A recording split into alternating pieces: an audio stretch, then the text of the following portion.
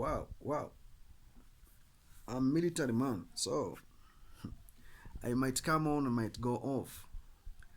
Today, I want to discuss this issue of the African narrative. ECOWAS is having intentions of raiding Niger because it wants to reinstate the president that was taken out by the Junitas. Wow, that's very interesting. You have failed to eliminate Boko Haram in your own country or in region. Now you want to go and interfere with a country that is sovereign state because you have the Western imperialistic agenda. Tinudu, when I look critically at your background, you don't have a political background and leadership background. You have the business background and street affluence.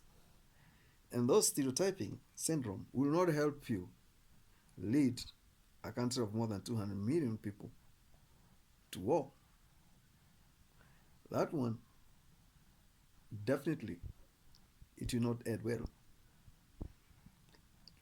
If Nigeria is not careful, Nigeria is fond of coup as well.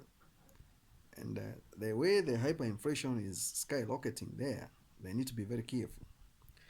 I see it coming in Nigeria. Intentions of ECOWAS are not good, and Niger people must come together and reason out for the destiny of their nation. The country has all the resources, it has what it takes. They don't need the Western imperialistic agendas to be endorsed through backdoor, through affiliations of ECOWAS fraternities and blocking. It will not work. It will not work.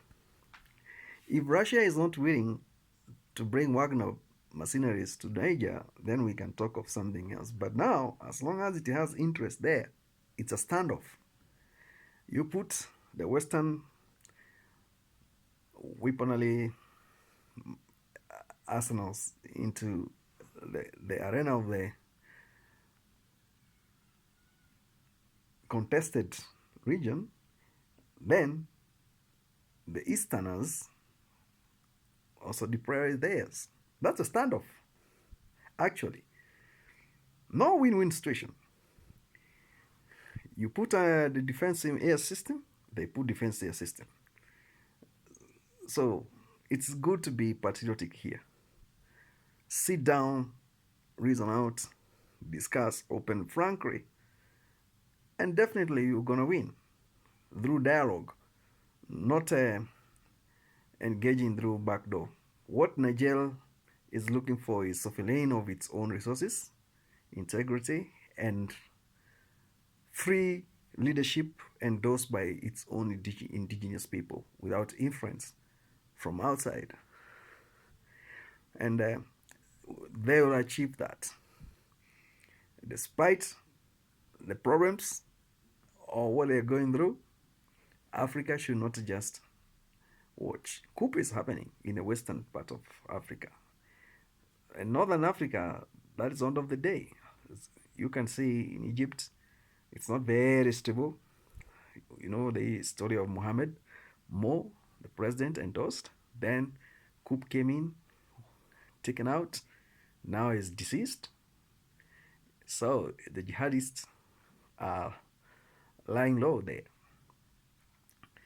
Look at Libya now. Look at Tunisia, what is going on there. The only country that is a little bit stable in northern part of Africa is Algeria, and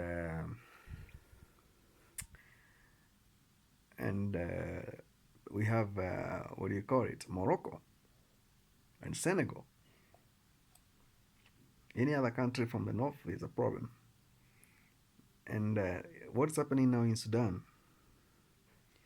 If Chad can have coup right now, you'll be talking of Sudan, volatility, Mali, Niger, Western Sahara has issues.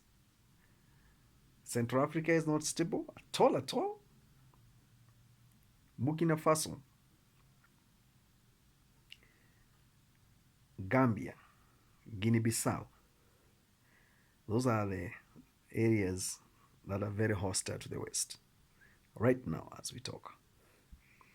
And the best thing is United Nations to declare unification of the dialogue, whereby the states affected will establish their cause in the midst of the United Nations and African Union. They rewrite their constitutions and bring normality.